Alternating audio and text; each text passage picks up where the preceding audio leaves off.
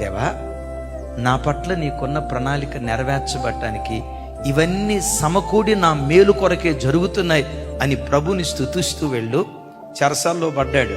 2 సంవత్సరాలు దేవుడు నిశ్శబ్దమయ్యాడు. కృపగల దేవుడు చెరసాలలో నుండి సింహాసనానికి నడిపించాడు. నేను మరలా చెప్తున్నాను, ఉన్నతమైన ఆలోచనలు కలిగి బ్రతుకు.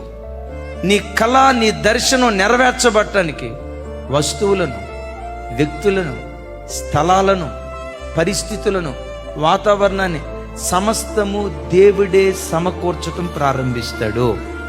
నీ పట్ల దేవుని సంకల్పం నెరవేర్చబడటానికి కొన్నిసార్లు కొంతమంది హృదయాలు దేవుడు కఠినం చేస్తాడు. వాళ్ళ హృదయం కఠినపరచబడటం కూడా దేవుని ప్రణాళికలో భాగమే. నేనంట, మనిషి గుప్పెలు విప్పితే ఒక పూట అవసరం తీర్చబడింది. దేవుడు గుప్పెలు విప్పితే గిన్నె నిండి పొంగి పొర్లేటట్లుగా దేవుడు కార్యం చేస్తాడు.